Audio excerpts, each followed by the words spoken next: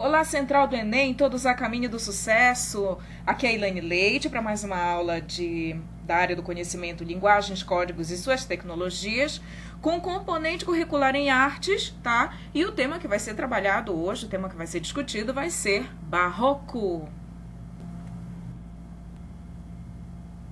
Em relação aos objetivos do Enem, né, sobre esse assunto, sobre o barroco, vamos lá. Então, o que o Enem pede da gente, pessoal?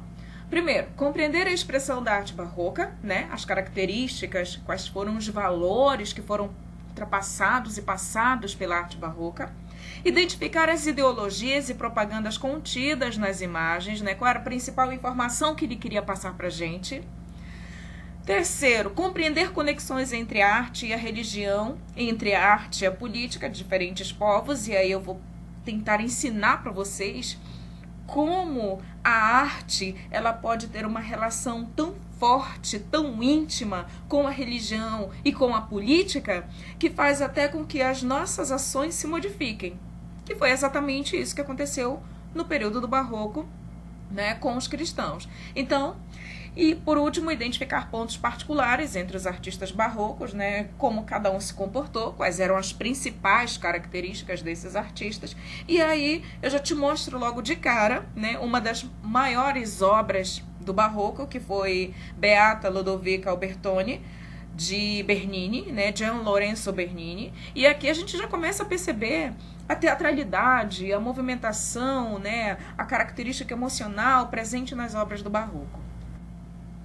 Vamos só tentar entender um pouquinho sobre o que foi o contexto histórico? Não tem como a gente falar de uma arte tão importante, tão envolvente do Barroco, sem falar sobre o que foi a Reforma Protestante. Então vamos lá. O Concílio de Trento, de 1545 a 1563, causou grandes reformas no catolicismo, em resposta à Reforma Protestante de Martinho Lutero.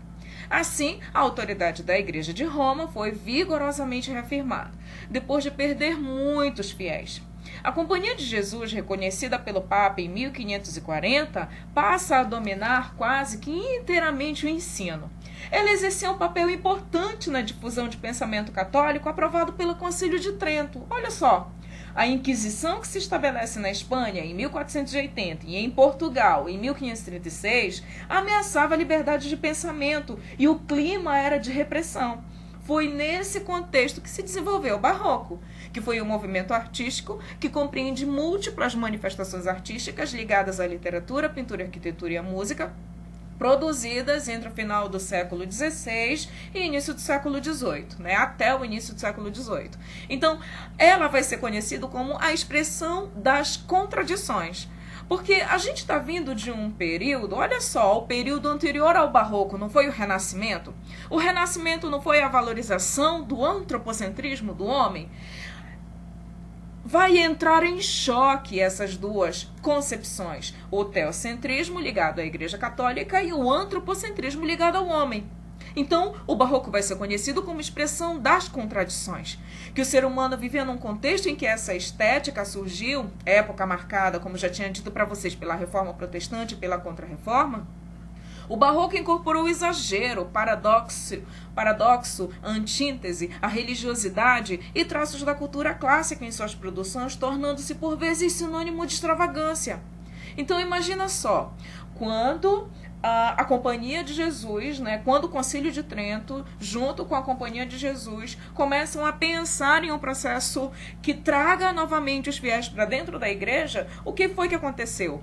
Simplesmente pensaram em uma característica estética ativa, forte, né, que iria trabalhar assim com muita intensidade o que foi a Reforma Protestante, portanto chamado de Contra-Reforma, né? Então a gente está vendo aí uma das obras, né, porque o Barroco também vai ser conhecido por inúmeras e magníficas obras que trazem esse apelo emocional, né, esse elemento vigoroso da Igreja Católica, que é o Sepultamento de Cristo, feito por um artista maravilhoso chamado Caravaggio. Características do Barroco. Bom, já que eu falei para vocês que uma das maiores intenções da Igreja Católica era fazer com que os fiéis retomassem através da emoção, né, a visão teocentrista, O barroco, ele teve que seguir essa linha. Então, as suas características serão arte rebuscada e exagerada, valorização do detalhe, dualismo e contradições, obscuridade, complexidade, sensualismo e, dentro do barroco literário, cultismo e conceptismo. É claro, gente, que o barroco ele não foi único, né? Vamos dizer assim, o barroco surgiu na Itália e, portanto, quando ele se espalhou por vários países, ele se manteve com as características do barroco italiano. Não, tá? O barroco se difundiu pela Europa, manifestando-se de maneiras diferentes em cada país, mas preservando a sua linha principal, a teatralidade da obra, o contraste do claro e escuro, o realismo, o conflito, o forte apelo emocional, temas esses que foram muito bem trabalhados pelos artistas que seguiam a concepção religiosa da Igreja Católica. O Rapto de Proserpina, você pode olhar para ele e pode perceber que ele traz uma teatralidade, ele traz um movimento nessa escultura. A característica do realismo, a presença marcante, né, das formas físicas ideais que a gente estudou tanto lá no Renascimento Cultural, estão presentes aqui. Como eu tinha dito para vocês, né, o barroco ele vai se manifestar de formas diferentes na Itália, na Espanha, na França, em Portugal e até mesmo aqui no Brasil. Então vamos ver rapidinho cada uma delas. O barroco na Itália. Com a Contra-Reforma, a Igreja Católica patrocinou artistas e artesãos, multiplicou a produção de ornamentos e imagens para a decoração dos templos e irradiou essa tendência estética por diferentes lugares do mundo. Um dos principais artistas que vai trabalhar com essa linha teocêntrica será Michelangelo de Caravaggio. Vai ser um artista que, através do tenebrismo, né, apelo emocional e forte realismo nas obras, ele vai trazer à tona todas as ideias, todos os ideários da Igreja Católica. Barroco na Espanha. O barroco na Espanha se desenvolveu principalmente na arquitetura, nos entalhes e nas decorações requintadas das construções, porque as construções elas deveriam ser extremamente ornamentadas. Tinha que realmente chamar a atenção do observador no momento em que adentrasse a igreja.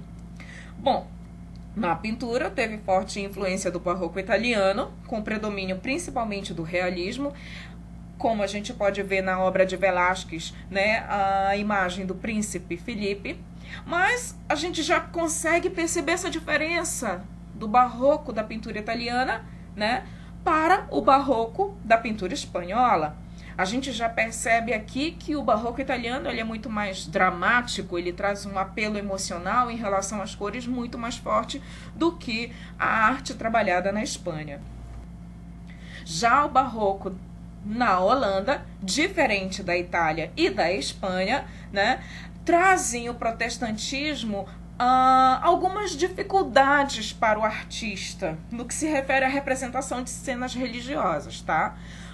Como a Holanda não era um país totalmente católico e estava muito presente o protestantismo, era um pouco difícil dos artistas trabalharem as cenas religiosas. Mas essa dificuldade ela foi superada porque os artistas da Holanda trabalharam muito belíssimos retratos, paisagens e naturezas mortas, saindo um pouco daquela linha religiosa que a Itália tinha. A exemplo disso, a gente está vendo aí uma obra de Rembrandt, né, a lição de anatomia de Dr. Tulp, e a gente percebe que ele mostra o cotidiano, então ele foge um pouco daquela questão religiosa. E o barroco em Portugal tem uma grande atração pelo trágico em rompimento ao equilíbrio clássico. Nas obras é comum a retratação de cenas cruéis, dolorosas e grotescas, porque o artista, né, português ele quer realmente entrelaçar o fiel através da emoção, ou seja, o barroco português, o barroco feito dentro de Portugal, ele está muito relacionado ao catolicismo, tá? Diferente do da Holanda. Compreenderam? A arquitetura barroca, como é que eu posso colocar para vocês de forma bem clara? Ela vai seguir a mesma linha da pintura e da escultura.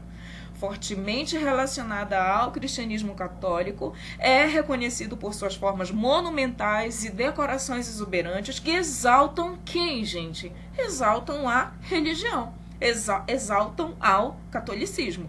Então, a arquitetura, ela tem que trazer essa sensação emocional de presença, né, magnitude. Por isso, na arquitetura, a gente percebe a ideia de movimento, uso de colunas tortas e de arcos que levam a nossa visão, a visão do observador à fachada central da igreja, elementos decorativos de muita exuberância e forte presença do dourado, porque nós entendemos que as cores quentes nos chamam mais atenção, aproximam mais a imagem do nosso campo visual, então nada melhor do que usar cores quentes como o dourado. O uso de iluminação para criar essa sensação de mistério, para que você realmente fique atento e curioso às pretensões, aos detalhes, aos requintes, aos desenhos, às formas estabelecidas pela igreja para essa tendência artística. E, claro, exaltação de Deus e de Cristo como figuras principais. Uma questãozinha aqui rápida para vocês em relação ao barroco, tá? O barroco, como afirmação artística religiosa, buscava se opor aos conceitos do Renascimento, principalmente a utilização do antropocentrismo e da racionalidade na produção estética. Bom, sobre o barroco, qual as afirmativas abaixo é incorreta? Bom, o que ele quer pra gente são a característica que está incorreta, né? Então vamos lá. Alternativa A. Há no barroco o surgimento de pinturas e esculturas marcadas por formas retorcidas e tensas. Foi exatamente isso que a gente acabou de falar. Tanto na pintura, quanto na escultura e até mesmo na arquitetura, era preciso trabalhar algo muito mais emocional, muito mais tenso. Alternativa B. A preocupação do barroco era reforçar o racionalismo e equilibrá-lo com as emoções e não em criar uma arte mais emotiva e cotidiana. Ei, peraí, vamos guardar essa questão aqui, porque ela está trazendo uma característica que não é do barroco. C. A história e atributos de santos e mártires católicos se viam representados com bastante frequência na pintura, nas esculturas e construções do período, sendo que os elementos eram dispostos de maneira pouco simétrica, assumindo na maioria das vezes uma organização em diagonal. Perfeito, é uma característica do barroco. D. A valorização das cores e a contraposição de luzes e sombras tinham grande importância na demonstração dos gestos e estados de espírito do homem. Bom, todas essas características aqui que a gente está lendo são características do barroco, portanto, a única que não nos pertence é, de fato, a alternativa B, é a única alternativa que está incorreta, né? A preocupação do barroco era reforçar o racionalismo? Não, não era o racionalismo, era o processo emotivo. Ele estava tentando te pegar pelo aspecto emocional e não racional, como a gente viu lá no Renascimento Cultural. Meus amores, eu espero que vocês tenham entendido. Até a nossa próxima aula. Beijo, obrigada!